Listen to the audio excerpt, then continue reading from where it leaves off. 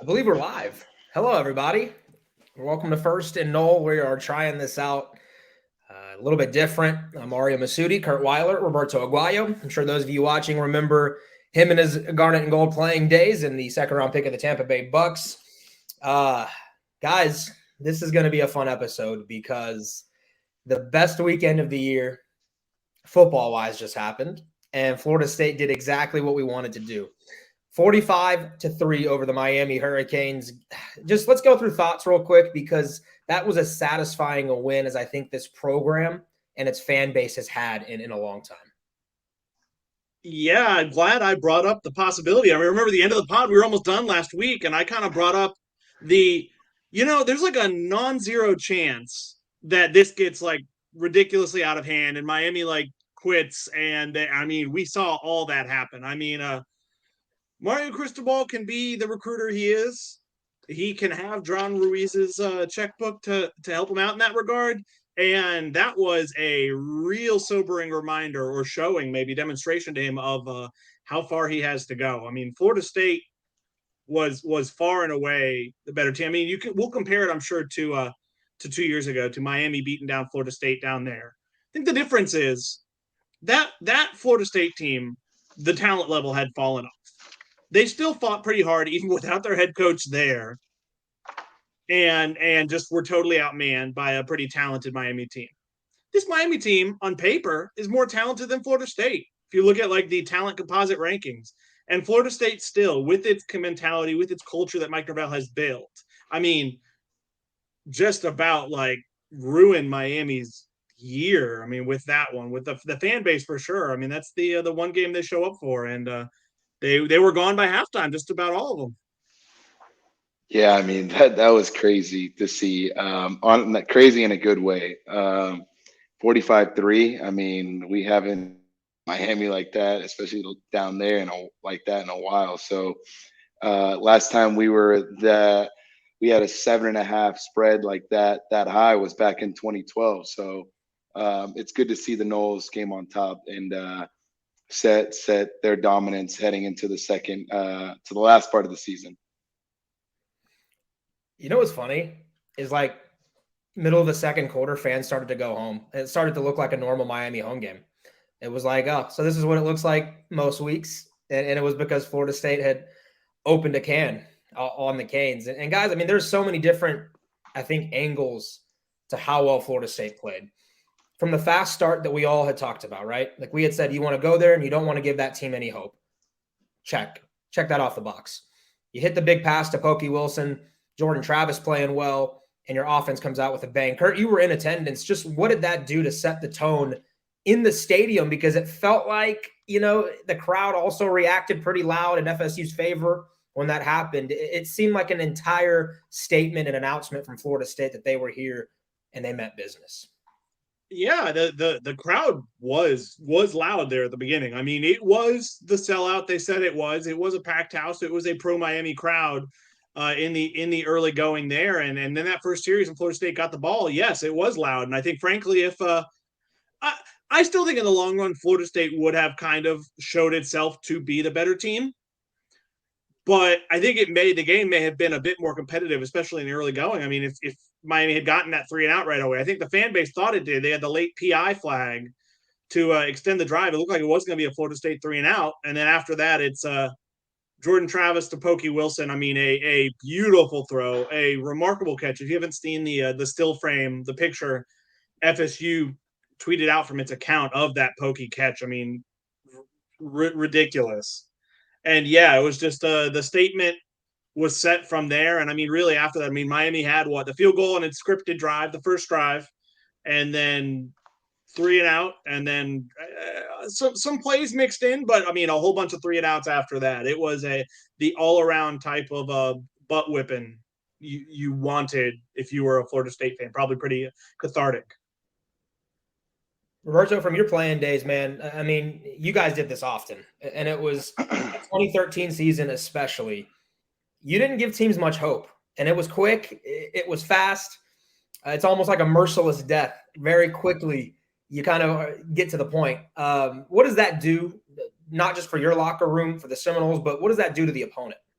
Well, I mean, beating these guys the way we did, especially a rival, a Florida, Miami, a Clemson. When you play those guys, it's a rivalry, and when you can beat them by, you know, this bad, how well we dominated, it's just that extra confidence boost, the bragging rights, the it'll go down in history when we look at FSU Miami, what went down, in the years that we played, and just to see him dominate this, well, especially in Miami, it gives you excitement, it gives you energy, and I know that locker room was excited after the game, happy. I mean, you could just see it on the sidelines when Jordan Travis was saying bye to the fans. That's the confidence, like, we had back in 2013, where we're like, all right, well, it's just another day in the office. We beat them, by 30, 40 points, this team, and we're ready to go for the next team. So it brought flashbacks of that 2013 year, of the years that we were there. But this it was good to see this type of domination, especially in state rival, and obviously Florida State fans hate Miami, so it was good to see. We have bragging rights for a year. Yeah, if you haven't checked out the cinematic recap FSU puts out, I highly recommend those all the time. They're really well done. I think this one's particularly y'all will particularly enjoy that one. Yeah. Well, offensively, guys, let's talk about the performance overall, because it's an FSU offense that consistently has been able to move the football, but they haven't executed situationally. And that was something all three of us wanted to see them do better, not just against Miami, but the second half of the season. And against Georgia Tech, they didn't do it again consistently. Against Miami, it felt like they went down. I think they threw one pick. Jordan might have thrown one pick on a deep ball. But other than that, when the Noles got into the red zone, they did their job and they finished. Yeah, I mean, it's frankly probably one of Florida State's more vanilla games all season from an offensive play calling standpoint. I mean, I don't know why Miami defensive coordinator Kevin Steele admitted Monday, talking to the media, that FSU ran counter. I think there's a pretty basic counter play on, I think it was 32 of their 70 plays. They just kept running the same play, and Miami probably knew it was coming a lot of the time and could not stop it. I mean, that's a credit to Florida State's offensive line. It's a credit to the running backs, even if they didn't get Trayshawn Ward back like we thought they might. It's a credit to, Mike Norvell and Alex Atkins for kind of identifying, hey, this is working. Why should we go away from it until it's not working? And it worked for 60 minutes. Exactly. If the play call is working, keep running it until they can figure it out. And it looks like they weren't able to figure it out. And you try to make the game as simple as possible. And that's what they did. If they're not able to stop it, keep running it. Run it again. Run it again. Run it again. And really vanilla. And honestly, these are the type of games you want to see where it's almost boring. It's almost like, all right, well, we're going to get back on the field and we're going to just run the same simple plays, and we're going to drive down the field. And it's just like a 7-on-7, just, pitch and catch, handoff, run. Everything was working for us. I mean, this is where you like to see, where you set it in autopilot and just keep going. I mean, we were up 28-3 right before half. Yep. So 31-3 at half. 31-3. Yeah. So that's, I mean, going into halftime up 31-3, you're just going in there. You're not even worried about what coach is gonna say. You go you're like, what's for snacks? Am I gonna eat some, PBJ, some orange slices? Maybe check my phone. Like, everything's rolling. That's the feeling that you want to have, not the stress where you're going in the tunnel and in halftime and you're like, oh man, we're down 2 touchdowns. Like, oh, what do we got to do? Like, so it's a good feeling, and it's good to see this team have that feeling going into the locker room, coming back out, and just overall dominating the game. It bears mentioning, though, that was not Mike Norvell's halftime mindset. If you watch that cinematic recap, I think his message to the team at halftime was, make those boys quit tonight, or make them quit tonight. And if you watch the second half, I think they did. Yeah. Maybe play a little hangman on the sideline, Roberto. Right? Hey, it's Syracuse week. That was Syracuse, wasn't it? I think I knew I'd so. get a Yeah. laugh out of him. That was Yeah. that's one of the more legendary memes that went around Yeah. Florida State. Yeah. And that's, I mean, all you fans watching, by the way, you remember it. I mean, was it PJ It was Williams that was PJ. down It there? was PJ, and I think Terrence Brooks. They were playing, or maybe it was PJ and Darby playing hangman on the sidelines, and someone caught a pic from the stands, and it was a meme, and it went viral. And then we saw it after the game, and we are just like, man, that's too funny. But we're like, well, we were winning by like 40, so does it really matter? Those guys were kings on campus. Remember that back in the day, Oh Roberto? yeah, They could do whatever they wanted. Darby and PJ, and yeah, I mean, it's not. I'm not outing them because it's been so many years now, and they're all they're all adults now. But I'll never forget Darby being pushed by PJ in a Publix shopping cart down Westcott.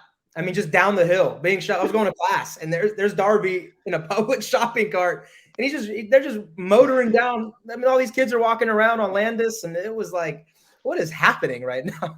dude. Hey man, when we're 18 to 21-year-olds, like we were having a great time. We were good. We were, winning, and like it's just we had a good time. So it was a good, 4 years while we were there, and that's what you want to see these guys have. You see the camaraderie, you see them, bonding.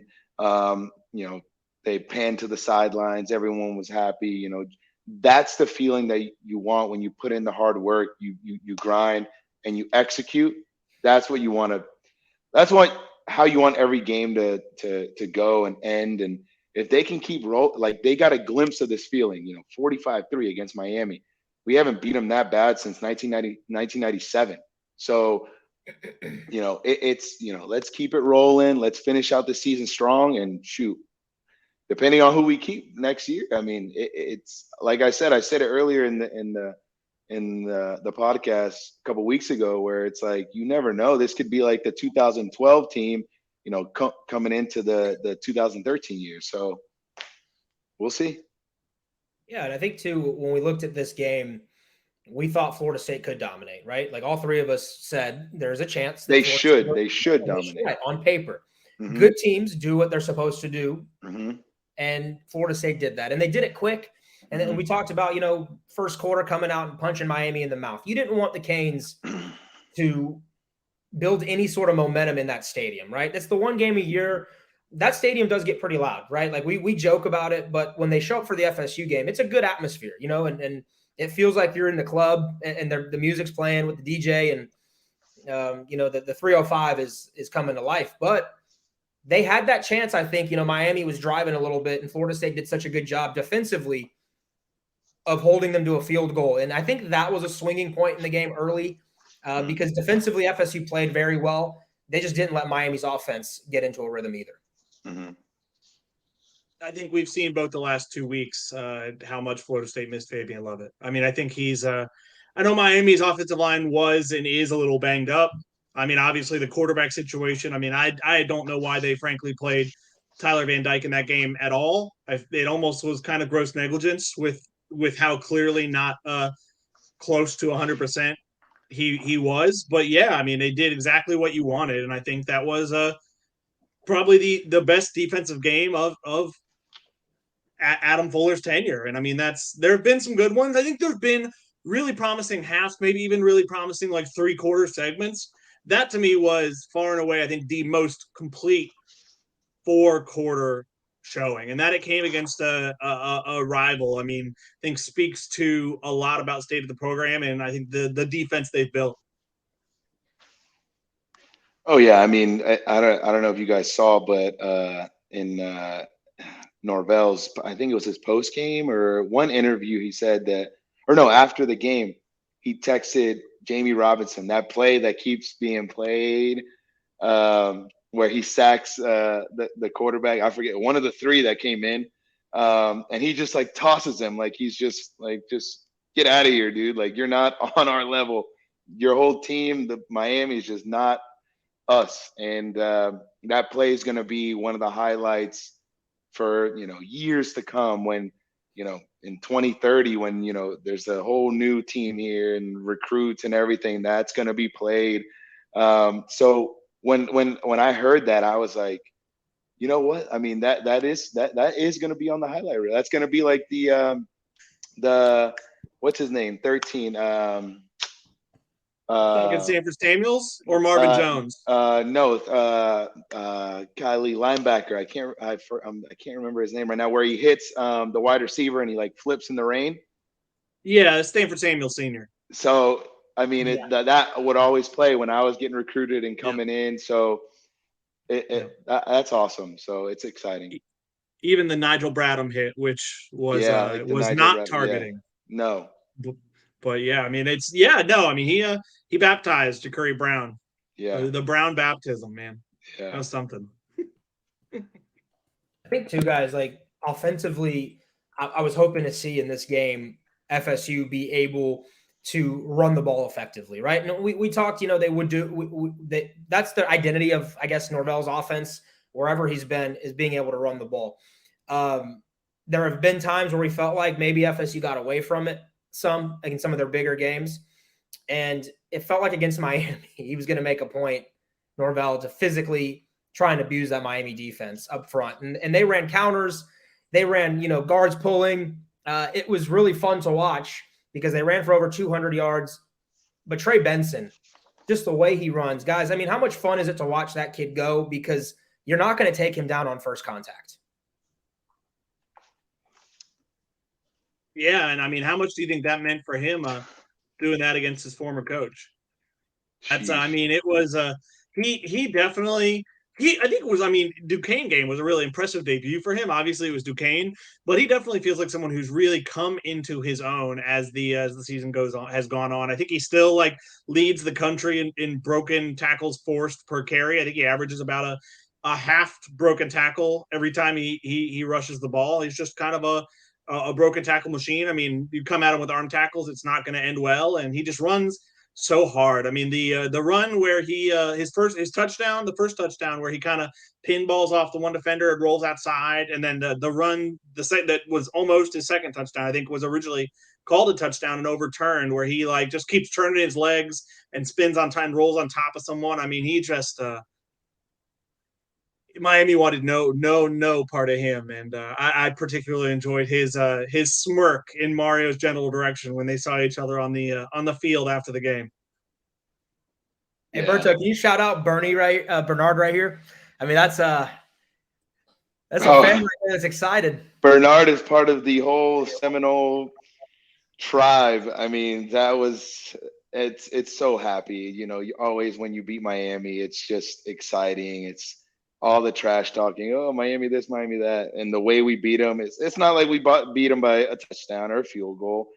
It was complete dominance. I mean, you kind of almost, you don't really feel bad, but like I look at it vice versa, being on their team and just, they're just like, we can't stop these guys. Like, run, pass. Like, they looked helpless out there. And hopefully they can turn it around because, we want to see this rivalry, be, neck and neck. But at the end of the day, I don't think many people are going to agree with you on that one. I get what you're saying.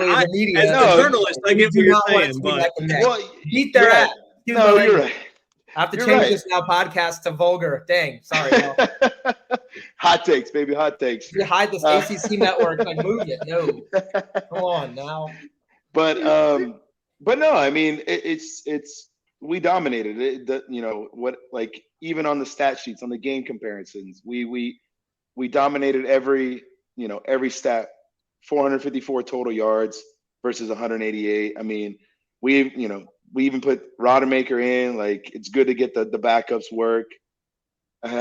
You couldn't have scripted it any better. Now, like I said, the guys got a taste of it. Now let's take it into Syracuse and the rest of the season.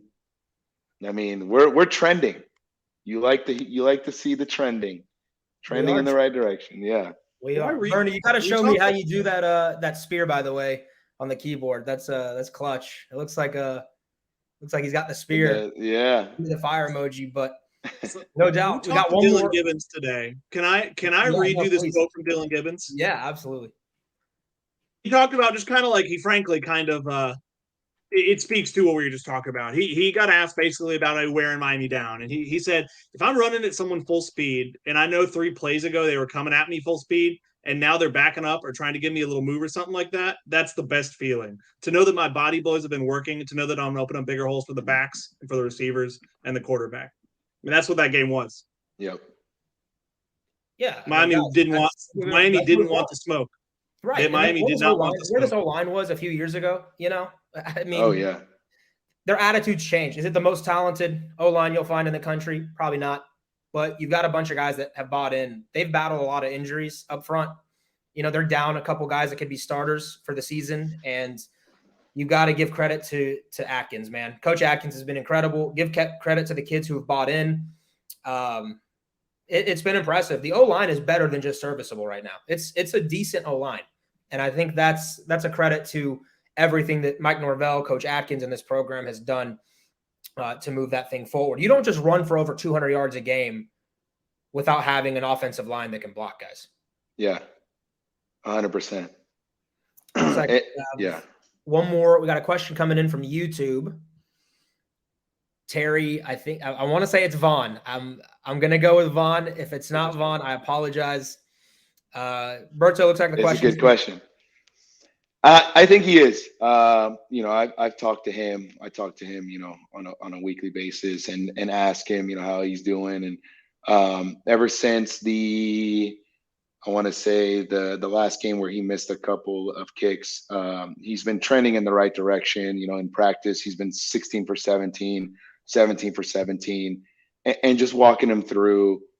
Not walking him through, but just being there to talk to him and kind of trying to pick his brain and see where he's at, because, like I said, is it really something that we need to look into, or, is it mechanic? Is it more mental? There's a lot of, things that we can look at. But the way he's been kicking, it's he's made all his kicks. I think if it were to come down and we needed a clutch kick, I trust in him. I'd send him out there, and that's all the conversation, and Coach Norvell has a bird's eye view there at practice every day and seeing how he's hitting the ball. But like I said, it's the communication between Norvell and him and the special teams coach, and, understanding how he's comfortable, seeing body mannerisms, and really saying, okay, I'm comfortable from 35 and in, whatever side, I'm good to go. And that gives, Coach Norvell the confidence, hey, we just got to get it there. And if we do, we can send him out there. So we'll see in these next, couple games to finish out the season, where his number is going to be called, whether it's in the second quarter or in the third quarter. It might not be just in the fourth quarter. Every point is valuable. And like I said, once you enter the red zone, you want at least 3 points. So we're going to need all the points we can get. But I do believe in him, trust in him, and he'll make the clutch kick. Big a deal do you think it has been for Ryan? I mean, for a guy who goes going through the struggles, that he's maybe had some low pressure kicks of late, especially, and kind of in games where you're not winning or losing probably based on the result of your kick. It's just kind of a bonus, like it was against Miami, like it was against Georgia Tech. Mm-hmm. And sometimes you need those low pressure kicks. The you're up by 21 or it's an extra point rather than coming out and ripping a 52-yarder. Those are little confidence boosters. I would call everything inside 30 a stat booster, a confidence booster. You just go out there and trust the process, and that would carry on into a much longer field goal later in the game. And, as a coach, you kind of and this not just for kickers, but for running backs, wide receivers, any position where, you're comfortable, you're driving the ball. Maybe someone that hasn't been really, and especially quarterbacks, the play calls, especially starting the game, you want to have a couple, short completions for them to get into a rhythm, because you don't want them, a run, it's 2nd and 9, and then you throw a short pass or you try to risk it, and then it's a 3rd and 9, and now the quarterback says oh, well, I got to get the first down. I got to force it, for 9 yards. it's all game plan. And for me, just like a quarterback, I would try to build them a rhythm, a short pass where maybe a screen, maybe, a little dump to the wide receiver, or, 4 or 5 yard pass, and let the wide receivers, work and get the yardage. Same for a kicker. If I'm wanting to build them confidence, I'm trying to score, I'm trying to get as close as I can. But at the end of the day, you've seen them in practice. I would communicate a lot with my specialists, because I think specialists, want to have that communication and that connection with the head coach and the special teams coach, just to build that connection and trust. So, because we're all one team coming out there on game day. So if we all know and understand how each other is feeling, that's just more confidence in the decisions you make, whether to send them out or, go for it, whatever you got to do.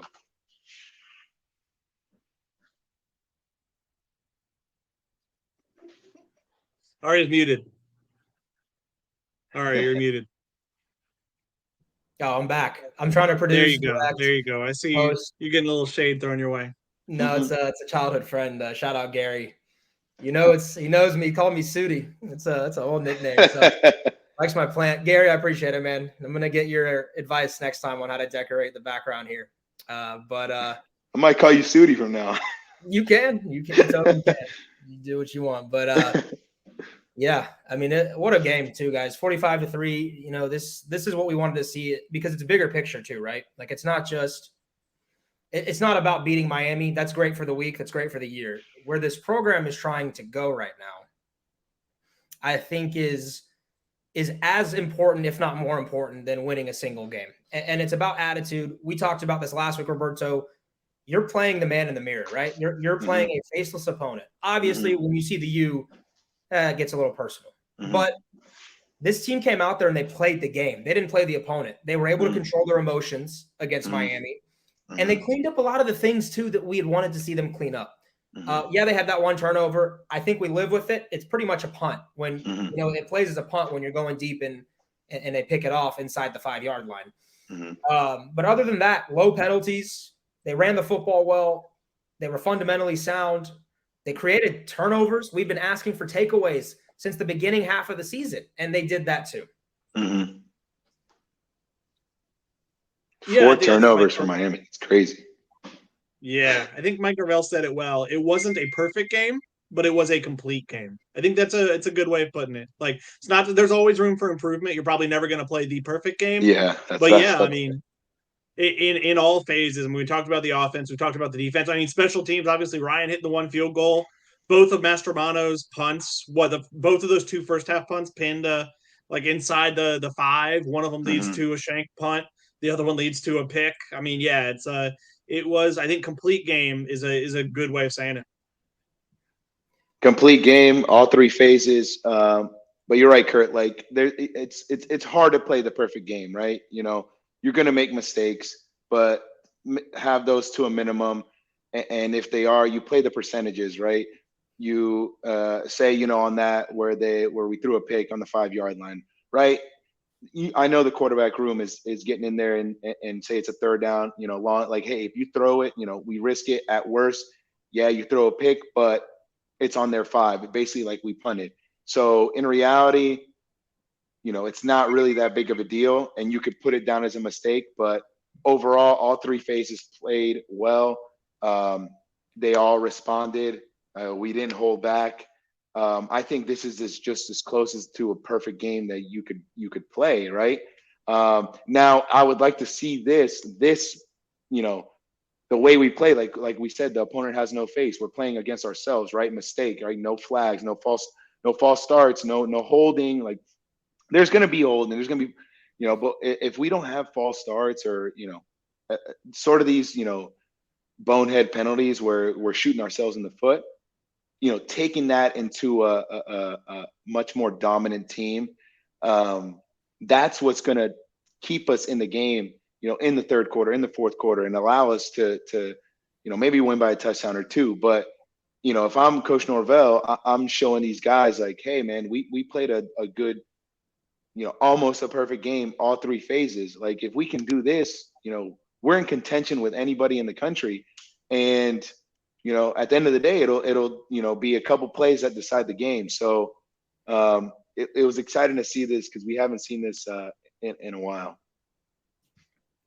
All right, so let's Kurt, go ahead, and then we'll move forward to bigger. Yeah, I think the last kind of thing to touch on here. I mean, I think doing that on what was a huge recruiting weekend for Miami. A lot of targets of theirs and commits of theirs. There's some targets that you're also trying to land commitments from. I know I laughed at, I think Brandon Innes, a 5-star receiver from Miami, committed to Ohio State.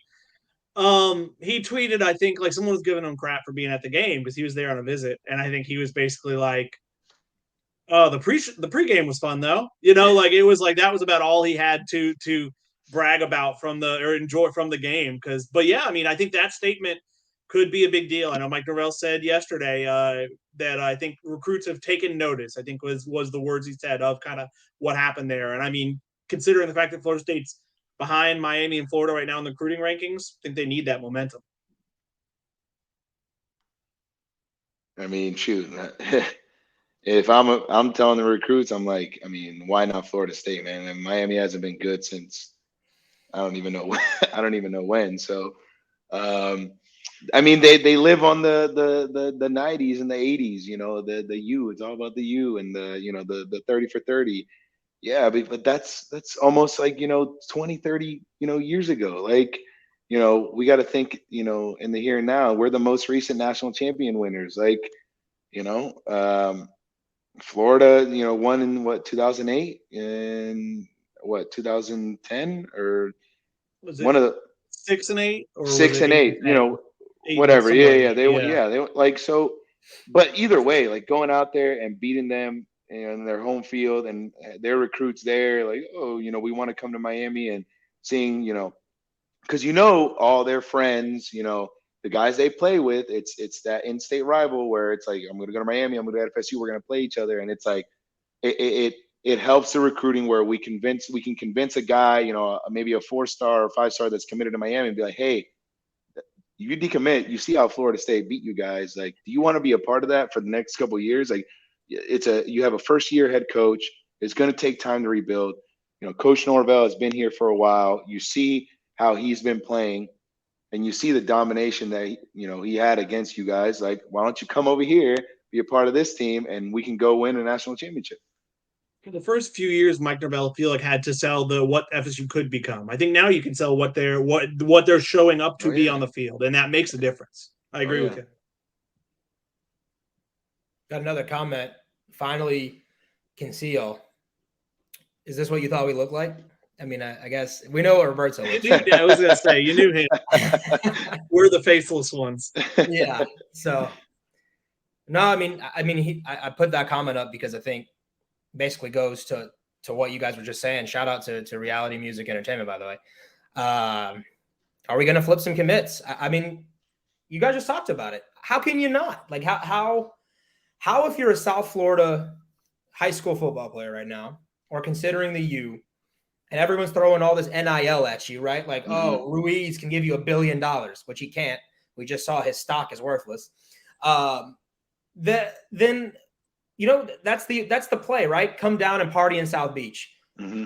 Other than that, do you want to go to a stadium where you have to drive a bus to every single time, where it's 10% full most games? Yeah. Where against Florida State you're leaving in the second quarter, or do you want to stay in state? Your parents can still come see you, and you got a program that is on the up and coming, right? Like Norvell's got this thing moving, and I just Hakeem Williams, right, was from South Florida. Yep. That's only the first wave. I think he's talking to his boys right now. Hey, like, you can see it. The proof is in the pudding, right? Like we just saw it. And I'm not saying that I don't think Cristobal will be a good coach there. I think Mario Cristobal is a good coach and an outstanding recruiter. I think anybody who thought it wasn't going to take them some time was naive. And that's Miami's fan base every season. And that's the nicest word I can use for it is naive.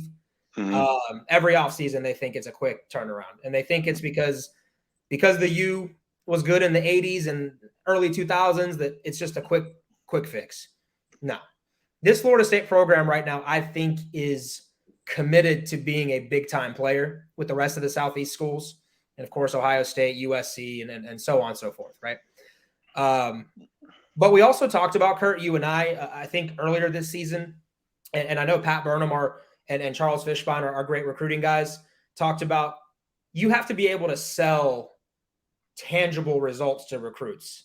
It's not just about, and maybe Roberto, you can kind of go back to when you were being recruited. It's not about, do I like the campus only? It's not about, do I think I like the coaching staff? All of those are important, yes. But it's about, can I see myself and can my family see them sending me to this school to better myself as a professional and so that I can compete for a title? And I think right now Florida State's just so much more ahead in that quest than just my 2 cents. I think you're right. At the end of the day, your actions speak so loud. I can't hear what you're saying. There you can say, oh, we have this facility and, you can eat all this food and, this is your lounge and, blah, blah, blah, all these cameras and you can take pictures in a chair looking cool. But at the end of the day, are you winning on the field? That's really all that matters. And yeah, initially like that's like the cherry on top, oh yeah, this is cool. And like high school recruits nowadays, like all that stuff. But at the end of the day, what I looked at when I was getting recruited, it was, we were trending in the right direction. I'd always been a Nole. And I looked at the recruiting class, my year and the guys that were coming in, and I was like, Coach Fisher just took over. He's built a solid, trending team. I want to be a part of this and contribute.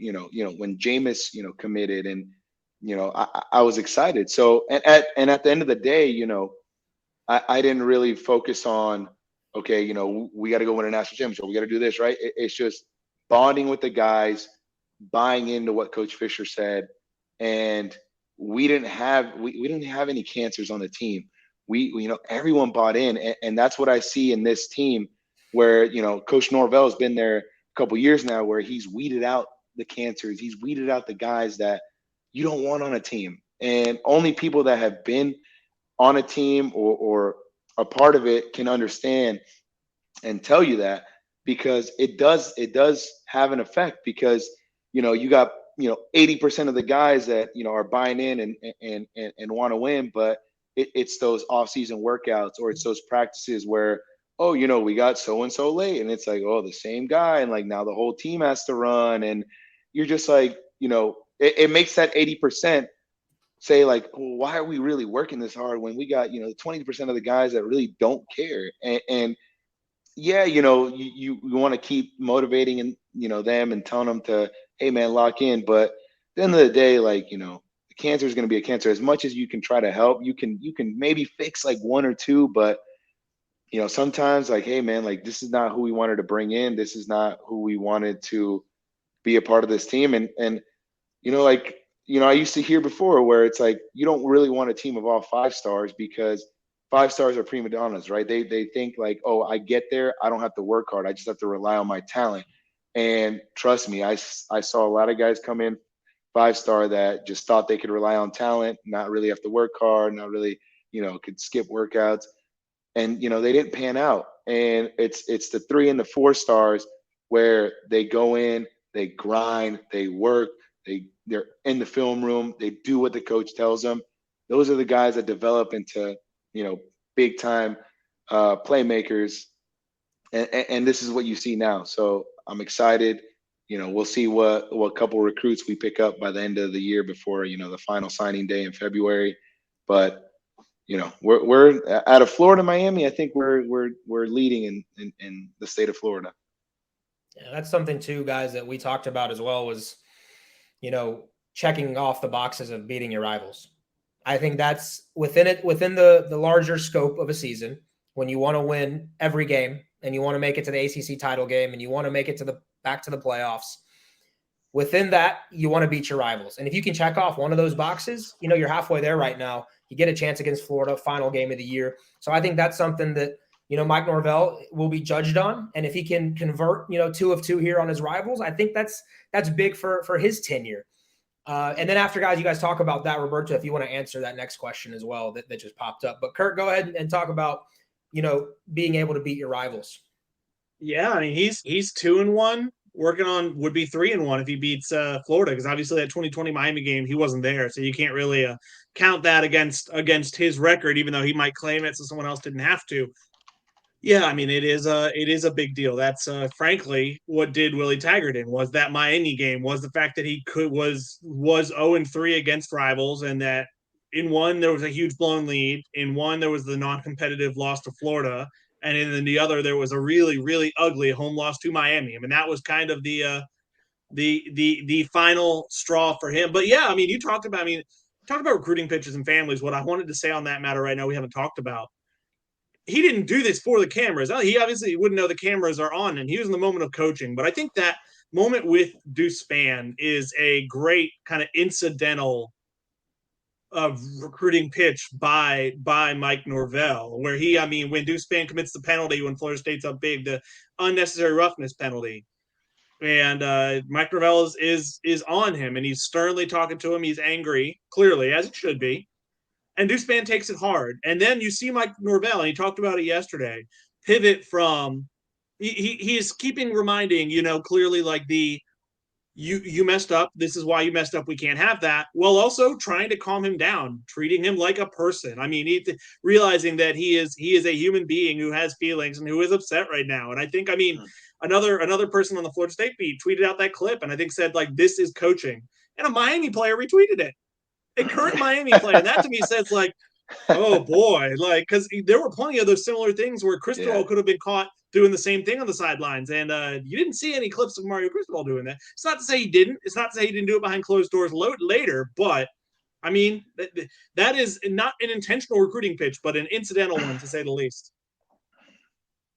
I mean, that's an art. If we're gonna really like examine that's an art to knowing your players, right? How to coach. Every player's coached different, right? A lot of guys want to be, like learn better and understand when you yell at them a little bit and get in their face. Other guys, you got to be a little more quiet, a little bit more like, hey man, like what was your thinking there? And to me, I felt like I gravitated to how when I was there, Coach Fisher, the way he that he not reprimanded, but like coach really like why he would always say like why and you're just like you think like now you're Jimbo.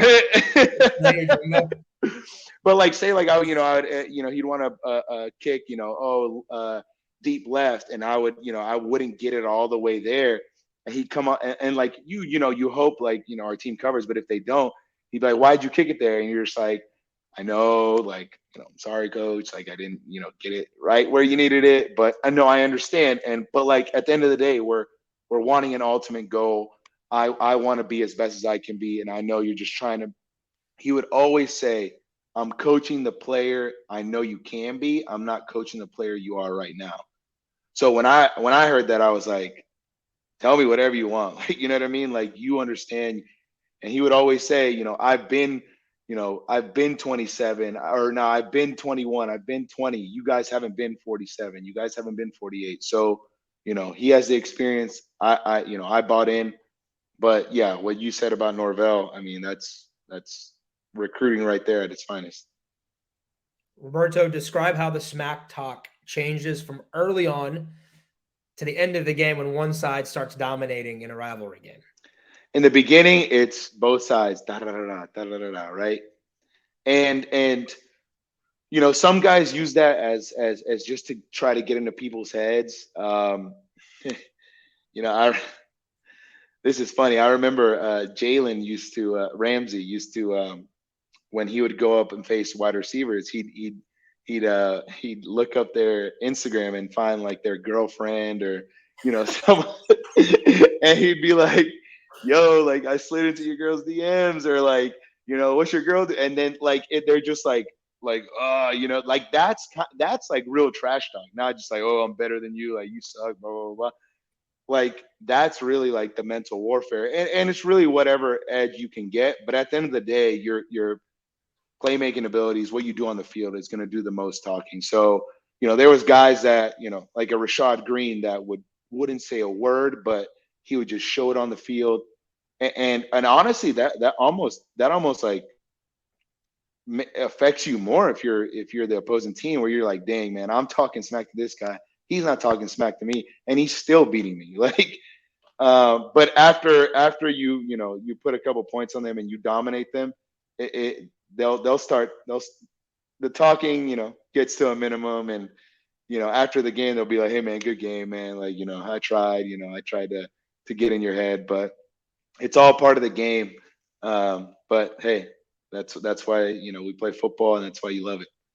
You don't talk about I laughed at Tyreek Stevenson, the Miami DB, who's like a former 5-star, top 40 recruit, was at Georgia, transferred to Miami, talking trash to CJ Campbell, a walk-on running back, while his team is trailing 38-3 when he pushed him out of bounds after Campbell picked up a first down, and Campbell scored a touchdown on the next play. I was like, what are you doing, dude? Yeah. I mean, At that that speaks point, to the yeah. Miami problem. Yeah, That to me exactly. reads as kind of some of the late era Jimbo Fisher teams, the talking trash when it's not validated, when it's not really your place to do it. I mean, it's yeah. If I'm a coach and I see that and we're down that bad and you're still, I'm like, dude, just play, run the right plays, like make some plays, and then you can trash talk, right? Like, I don't know. You say Rashad doesn't trash talk. I'll never forget at Clemson. After I think he scored like one of the touchdowns late in the half, and he threw up. He didn't say a word. He just threw up a hush sign right at them. That was like for Rashad to go that far. That's when you knew. That's big. Yeah, that's when you know. Yeah. Night. I mean, it was from James Wilder showing up with the crop top, pulling his jersey all the way up so you could see his 12-pack. Yeah. The 12-pack. I'm underselling it. He had like a 25-pack, man. His abs had abs. Like it was crazy. It was that night was one of the best sporting memories of I think I speak for FSU fans. Those who were there, you'll never forget it. And I think when we beat Auburn in the national title game, that was more relief to me than anything, was that we finally finished the season that we should have finished because we were the best team. Beating Clemson was the most exhilarating game that I've ever been to as a fan. Like, from the trash talk their fans gave us right before walking in, to College Game Day being there, to like them having the asterisk by one of their like division titles that they shared with FSU, and they wanted to share the title, so they put it up on their stadium, but it has like the asterisk, Really? Yeah, you never saw that? No. They shared one of the division titles with FSU. We beat them head to head, so we went to the title game that year. But they have it put on their stadium with a little star. Nice. No, it's a paw. It's a little tiger paw. A paw. I mean, it's a paw. The whole game. They won. Berto, you were playing that game, so you were down on the field. A fan walks in with a WWE title belt. I mean, it's a championship title belt, and he's standing there. And we hit that first touchdown to Kelvin, and my boy looked right over to him and said, "I want your effing belt." And so I walked over there to rip the belt off of that man. And by the end of it, that man had left at halftime. It was. See, man, that's the energy you love to see, you love to hear. I mean, obviously, when I was playing, I didn't really like hear about all that, but like now that I'm, an alumni and I've gone to the games, and whoever it is, no matter like who's that quarterback or who's that wide receiver, you want to see them dominate, you want to see them succeed. They're obviously there for a reason. And it creates that energy, because whether it was back in 2013, whether it's now, whether it's going to be in 10 years, we're always going to want to, root for our Noles. And that's the trash talking. That's what it comes with. So, but yeah, that's what kickstarted the process to win that national. After that, we were like, all right, we can beat whoever lines up in front of us. One of my biggest regrets, especially from that time period, I wasn't at FSU. I wasn't at that game. I was at FSU a student when that happened. I had a little too much. I enjoyed myself a little too much that night. I do not remember much of that night. It's pretty patchy. And like, it's like a shame that like that game, like an all-time FSU game, like I can appreciate the videos and I'll be like, oh yeah, I kind of remember that. But like most of that night's a blur. And that's really unfortunate. I have a rule, Kurt. I have a rule going as a fan. If you're drinking, you drink all the way up to about an hour and a half before the game. You sober up so you remember the game, and then you black out after. That's that. So you might not remember what happens after the game, but I promise you, it'll start coming back to you. The game will. Rookie mistake. Itself. That's honestly a Rookie good. mistake. That's honestly a You good have to have a point. Yeah. system. That's all it is. You just At least you got had the fun. experience At least you playing. had fun, Kurt. All right, guys, let's move on. Florida State, number 23 in the college football playoff, 25th in the AP poll. Kurt, I think you told me before we hit live that first time since 2016 FSU's in the college football playoff ranking.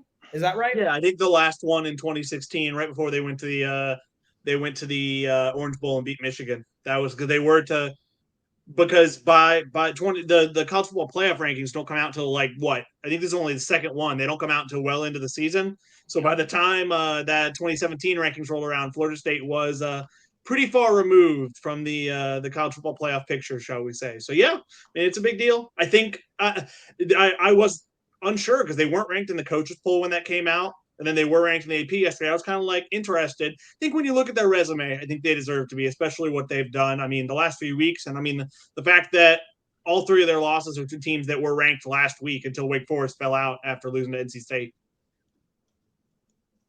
Yeah. So we move forward. I guess the next question I wanted to ask you guys was, do we think that the Noles can finish the rest of the season undefeated? And that means you go to Cuse, you've got to knock them off in the Dome, then you got Louisiana and Florida. I mean, it's starting to look like a lot bigger of a possibility than it did. And if this team wins 10 games, guys, at the bowl win, and you get to 10, I mean, what else could you say other than this has been a rousing success of a season for Mike Norvell? Go ahead, Kurt. Yeah, I mean, it's definitely a possibility. I mean, they're almost halfway there. I think it's interesting. I did a radio hit today up in Syracuse for with Brent Axe. He's coming on. Nole Your Enemy this week. He'll be the guest because we don't actually have a rivals guest for that. But yeah, his first question to me was, were these last two games more about Florida State or more about the teams they were playing? And I thought it was a really good question because I think that it can be asked that. I think anytime you do that to an opponent, it's at least somewhat about you. But was that just about? I mean, those are pretty two lifeless teams right now. I think Georgia Tech's got a little more life than Miami. Might beat them this weekend. I think this weekend will tell us a lot on that. I mean, I think there's plenty of reason to feel confident in Florida State going into Syracuse, definitely compared to a few weeks ago. And I mean, I think Vegas agrees. They're favored by about a touchdown, or at least they were when they opened. I actually don't know what the spread is right now. But yeah, I think it's most definitely possible. I like their chances this weekend. Syracuse's run defense has been pretty rough lately. Clemson ran all over them. Notre Dame ran all over them. I think Pitt kind of had a decent amount of yards even without their leading running back, who was probably the all ACC running back. And so I think there's reason to think Florida State can too, as long as they kind of do what they did early this season. Don't read any headlines. Stay focused. Don't dwell on that Miami game too long. I think Florida's the toughest game left on the schedule. The rivalry, like we said, rivalries can get weird. I don't think Florida's great. I think Florida's defense, frankly, is pretty bad. But a guy like Anthony Richardson, anytime he's on a team, there's that chance where he can just go otherworldly. He is a raw talent, but a super talent. He is raw, but he is very talented. So, but that being said, I think Florida State's a more well-rounded team. I think, especially with the game being at Doak, I like Florida State's chances, and so I did. Definitely, I feel better about it than I did 2 games ago. Oh yeah, I mean, I think we can finish the rest of the season undefeated. I mean, it's good that we played a game like this heading into Syracuse, and Syracuse is also 6-3. I mean, if I just hammer, and I've been saying this, early on in the season. In the podcast saying just playing, our opponent has no face, like playing against ourselves, right? Making sure we don't make any mistakes because we have the talent spread out at all positions, right? And when one position group makes a mistake, the other position group will make up for it. And that's how you kind of maneuver the game, right? O lineman misses, or doesn't pick up a block, the running back was there to help him, right? We all help each other out, and we're all dimensional. All phases, we know that we can peak and we can compete against anyone. We're there, right? There's no position group where it's like, oh, there, like even if we're at our best, like we're not, we don't contend. So if we can play the not the perfect game, but an efficient game. We'll make plays, right? We have guys that can make plays. So, like you said, Kurt, don't dwell on, this win too long. Don't get caught up in the hype or like, oh, Florida State's back up top. We're good. They're this. Where we go into Syracuse kind of just overconfident, and then, we get smacked in the mouth early, and then it's like, oh shoot, back to, trying to climb back, right? Let's keep this rolling where we start, foot to the metal, score, score, score, and keep scoring. Yeah, I mean, guys, the Syracuse team, defensively, Kurt said it. I mean, they're beat up a little bit, but it's still going to be a tough game. It's always been kind of a tough game up there for FSU at Syracuse. There have been some battles, and you know what? That's a Cuse team that I think Dino Babers has at least believing in their who they are and what they're trying to do. If Schrader doesn't play, it makes a big difference. If they're injured, then it's going to be tough. I think FSU again, though, like we've already echoed, has to go there and play the game and not the opponent, right? Like you guys said, this is about us now. I mean, it's really not about the teams remaining. You're better than the next three opponents, and the only way you lose is if you don't go there and play your game. And if you don't protect the ball, if you have too many penalties, if you make critical mistakes in big situations, you could fall to Florida or to Syracuse. But if this program is ascending at the rate that we think it is, and it's continuing to make progress, then you need to take care of business. 9 wins is there. And I think, you should put yourself in a position to make a big bowl game. So I think this week, Kurt, you'll be there in attendance. You'll be covering. What are the three things that you're looking forward to most?